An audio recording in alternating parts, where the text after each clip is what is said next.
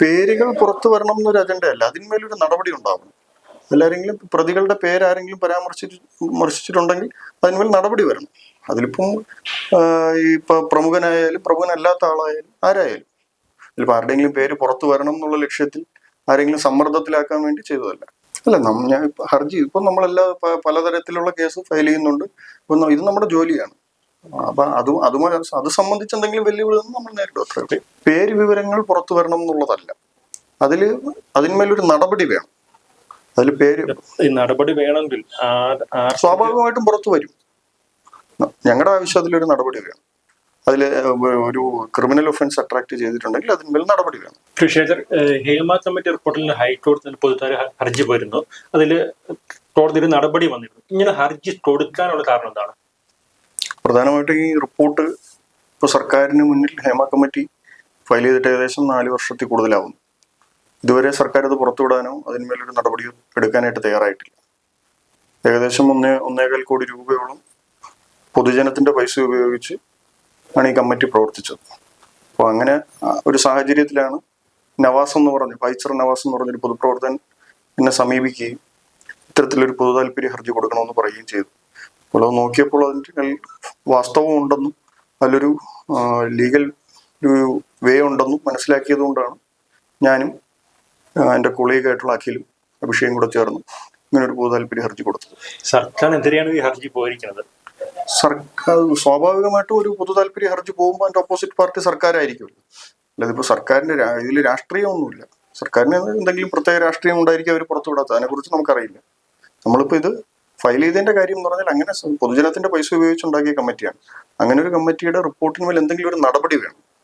ഒരു റിപ്പോർട്ടുണ്ട്, അതിന്റെ പുറത്ത് വന്ന ഭാഗങ്ങൾ കാണുമ്പോൾ തന്നെ, സെൻസേർഡ് കോപ്പി കാണുമ്പോൾ തന്നെ അതിലറിയാം ഓർഗനൈസബിൾ ആയിട്ടുള്ള ഒരു ഒഫൻസ് അതിൽ വരും.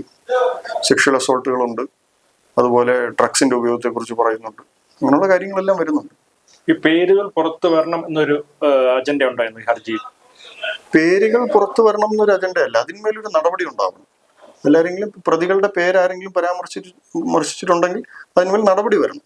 അതിലിപ്പം ഇപ്പൊ പ്രമുഖനായാലും പ്രമുഖനല്ലാത്ത ആളായാലും ആരായാലും ഇതിലിപ്പോൾ ആരുടെയെങ്കിലും പേര് പുറത്തു വരണം എന്നുള്ള ലക്ഷ്യത്തിൽ ആരെങ്കിലും സമ്മർദ്ദത്തിലാക്കാൻ വേണ്ടി ചെയ്തതല്ല. ഞാൻ ഹർജിയിൽ മുന്നോട്ട് പോകുമ്പോൾ ഒരുപാട് വെല്ലുവിളികളാണ്, അതെല്ലാം പ്രതീക്ഷിച്ചിട്ടാണോ ഈ ഹർജി കൊടുക്കുന്നത്? അല്ല, ഞാൻ ഹർജി ഇപ്പം നമ്മളെല്ലാ പലതരത്തിലുള്ള കേസ് ഫയൽ ചെയ്യുന്നുണ്ട്. ഇത് നമ്മുടെ ജോലിയാണ്. അപ്പൊ അത് സംബന്ധിച്ച് എന്തെങ്കിലും വെല്ലുവിളി നമ്മൾ നേരിടും. അത്ര ഇന്നൊരു വാർത്ത പുറത്തു വെച്ചാൽ വിവരാവകാശ കമ്മീഷൻ കുറച്ച് പേജ് കുറച്ച് പേപ്പറുകൾ മാറ്റണമെന്നാണ്. പക്ഷെ സർക്കാർ അതിൽ കൂടുതൽ പേപ്പറുകൾ മാറ്റിയിട്ടൊന്ന് വാർത്ത ഇന്ന് പുറത്തു വരണുണ്ട്. അപ്പൊ അതൊരു അനീതിയല്ലേ? അല്ല, വിവരാവകാശ ഇതിൽ അവർ പറഞ്ഞത് ചില പേജുകൾ ഒഴിവാക്കി, ചില വ്യക്തികളുടെ പേരോ അല്ലെങ്കിൽ കോൺഫിഡൻഷ്യാലിറ്റി നിലനിർത്താൻ വേണ്ടി ചില കാര്യങ്ങൾ ഒഴിവാക്കിയിട്ട് പുറത്തുവിടണം എന്നുള്ള രീതിയിലായിരുന്നു. അതിന്റെ അടിസ്ഥാനത്തിലാണ് വിട്ടത്. ഇന്നിപ്പോ എനിക്ക് തോന്നുന്നു 96-ാം പാരഗ്രാഫിൽ പറഞ്ഞിട്ടുണ്ട്. അതായത് ശ്രദ്ധിച്ചില്ല, കഴിഞ്ഞ ദിവസം നമ്മൾ കോടതിയിൽ പറഞ്ഞപ്പോൾ ആ കാര്യം പറഞ്ഞിട്ടുണ്ട്. 96-ാം പാരഗ്രാഫ് പ്രമുഖരായിട്ടുള്ള ആൾക്കാർ ഇതിൽ പങ്കുണ്ട് എന്ന് പറഞ്ഞിട്ടുണ്ട്. അതാണിപ്പോ ഇന്നിപ്പോ രാവിലെ വാർത്തയാണെന്ന് എനിക്ക് തോന്നുന്നു. ഞാൻ വാർത്ത കണ്ടില്ല, അങ്ങനെയാണ് തോന്നുന്നു. അല്ലെ, ഈ കോടതിയിൽ ഇപ്പൊ മുദ്ര വെച്ച ഒരു കവറിൽ ഈ അപേക്ഷ എന്താണ് കമ്മിറ്റി റിപ്പോർട്ട് കൊടുക്കാൻ പറയുന്നുണ്ട്. കോടതി ഈ പേരിൽ പുറത്ത് വിടുമെന്ന് തോന്നുന്നുണ്ട്. ഇനി കോടതി പുറത്തു വിടണമെന്ന് ഞങ്ങൾക്കും ആവശ്യമില്ല. ഇത് പൊതുജനത്തിന് അങ്ങനെ ഒരു കമ്മീഷൻ റിപ്പോർട്ട് പൂർണ്ണമായിട്ടും എല്ലാവരും വായിക്കാനായിട്ട് കൊടുക്കണം. അതിൽ പല രീതിയിൽ അജണ്ട ഉള്ളവർ കാണും. അത് മിസ്യൂസ് ചെയ്യാൻ സാധ്യതയുണ്ട്. ഈ പറഞ്ഞതുപോലെ അത് ബന്ധപ്പെട്ട ഉദ്യോഗസ്ഥർ ഞങ്ങളുടെ ഹർജിയെ DGP കൈമാറണം. DGP കൈമാറി അതിന്മേലൊരു നടപടി വരണം. അതിൽ പറഞ്ഞിട്ടുള്ള കാര്യങ്ങൾ വാസ്തവമാണെങ്കിൽ അതിൽ കേസെടുത്ത് ബാക്കിയുള്ള നടപടി കള്ളമാണോ ഇതറിയണമല്ലോ. അതിനാണല്ലോ നമ്മളെല്ലാം പൈസ ചെലവാക്കി അങ്ങനെയാണ് ഹർജിക്കാരന്റെ ആവശ്യം. അത് തന്നെയാണ് ഞങ്ങൾ കോടതിയിൽ പറഞ്ഞത്. ഈ 4 വർഷത്തോളം ഈ ഹർജിയും അതായത് റിപ്പോർട്ട് പൂർത്തിയാക്കിയുണ്ടായി. അപ്പൊ ഈ ഹർജി വന്നുകൊണ്ട് ഇതിലുള്ള പേര് വിവരങ്ങൾ പുറത്തു വരണമെന്ന് ജനം ആചരിക്കുന്നുണ്ട്. അതുപോലെ താങ്കളും ആചരിക്കുന്നുണ്ടോ? പേര് വിവരങ്ങൾ പുറത്തു വരണം എന്നുള്ളതല്ല, അതിന്മേലൊരു നടപടി വേണം. അതിൽ പേര് ഈ നടപടി വേണമെങ്കിൽ സ്വാഭാവികമായിട്ടും പുറത്തു വരും. ഞങ്ങളുടെ ആവശ്യം അതിലൊരു നടപടി വേണം. അതിൽ ഒരു ക്രിമിനൽ ഒഫൻസ് അട്രാക്ട് ചെയ്തിട്ടുണ്ടെങ്കിൽ അതിന്മേൽ നടപടി വേണം.